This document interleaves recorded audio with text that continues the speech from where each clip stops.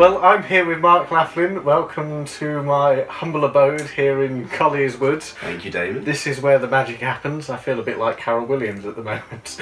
On the sofa rather than on the bench. Yes. So, as promised, I said that we'd have a slightly extended interview here with Mark. So, we've already discovered your your career in music. And perhaps you can tell us about some of the early theatre organ memories after the Burt Bartram at the Odeon Leicester Square and where that all went.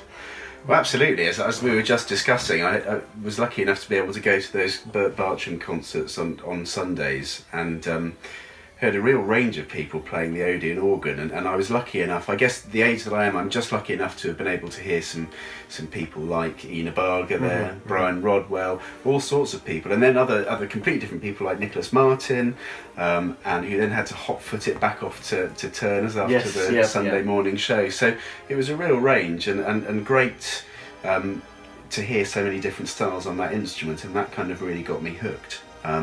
Following on from that, I've always been interested in all things theatre organ, but I also became very interested in the classical organ, and it was suggested to me that it would be a good idea to keep those, or to make those studies the kind of primary focus of my time. And so I guess when I was in my very early teens, that's what I did, and so that really kind of came to the fore, and I was lucky enough to be able to have some lessons with some wonderful people and go off to university and do all of that kind of thing. And it wasn't until just after that I started to then become involved again, and it was again an exciting time. The last few years of the Trock organ being in the Edric Hall, again fantastic experiences.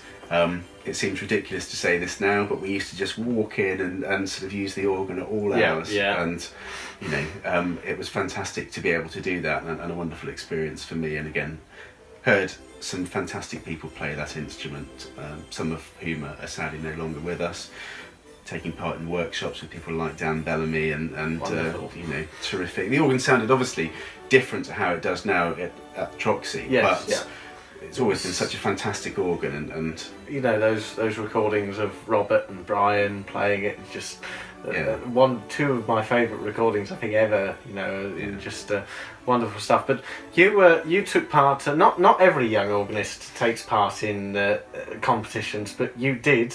I did. And you played at Harrow, I'm right in... That's correct. But you were up against some fierce competition when you entered. I was. Well, I don't think I really had much of a clue when I entered, to be honest. My sum total of practical light music experience was restricted to the practice that I'd done in my bedroom on my Technics U30, and sort of thrashing about on that. And I entered the competition, and I think it was quite a strong field. That you might recognise a couple of the other entrants, Chris Stanbury, who I'm sharing a concert with in January at Singing Hills, and Catherine Drummond, who fantastic player, who sadly is no longer playing the theatre organ, but you know, a fantastic musician. And we were all beaten that year by somebody called Richard Hills. Yes, who, I think we all know him. And I had the indignity of going first and sort of, you know, thrashing around really on the organ. But subsequent to that,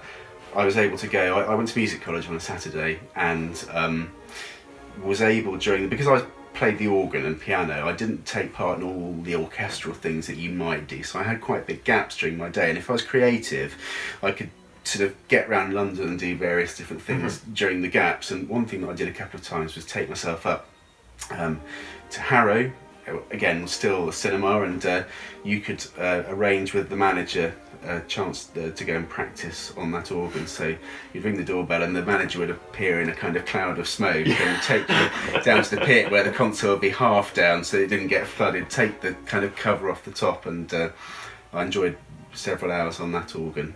It's, I suppose in a way it's almost a scary generational thing, that's one of the organs I've never heard, and I hardly doubt I ever will, but unfortunately, I hear that it was quite marvellous, especially when they did the refurbishment and there was all the glass everywhere, and it was apparently quite a reverberant beast in that room. It was. I didn't ever go to any of the concerts that they did, because they sort of doubled them up with either Woking or Kilburn concerts. Yes, and I went to a couple of the kind of Kilburn halves, but I didn't make it make it there, unfortunately. But yeah, I've seen some pictures and heard some reports. But yes, I was also, as well experimenting with the organ at Harrow, lucky enough to go and have a lesson with Len as well, which set me on more of the right path than I think my previous attempts had been.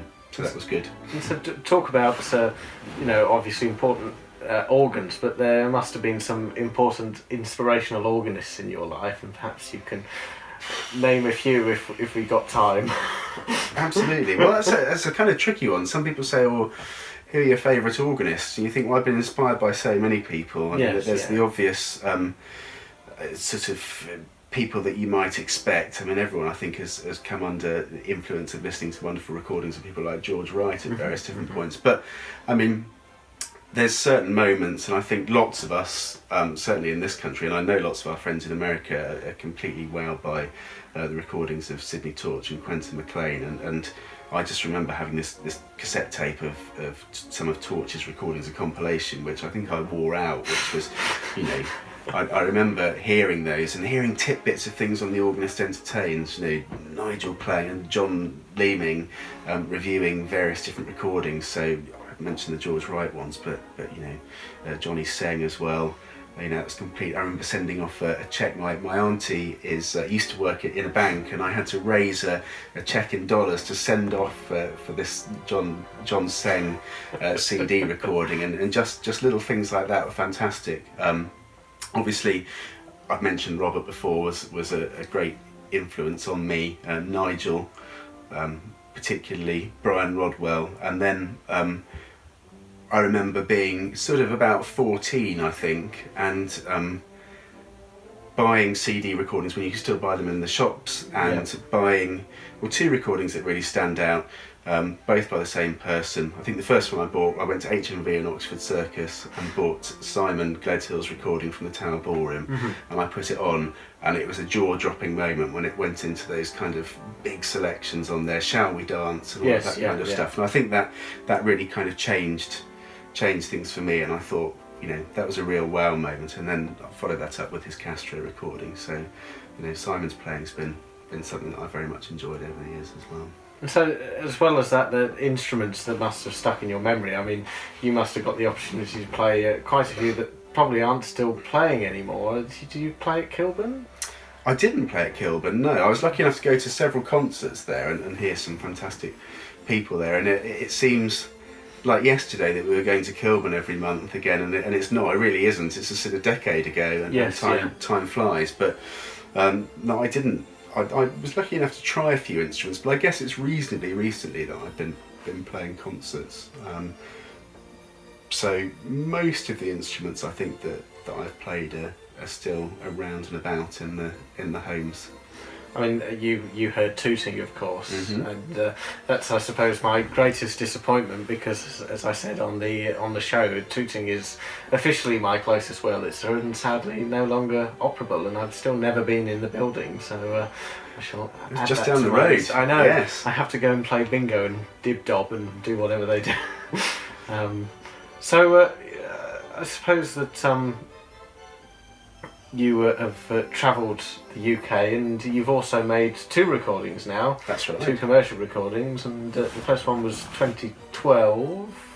Yes, it came out, and we recorded it in the summer of 2011. I think both the recordings that I've done have been recorded as we've headed towards the summer months, and from our recent Playhall experience of the sun streaming in and everybody very sweaty. Yes, Well, actually, when I recorded the disc at Towin, with John Leeming and obviously John Smallwood, whose organ it is, and looks after the organ there as well.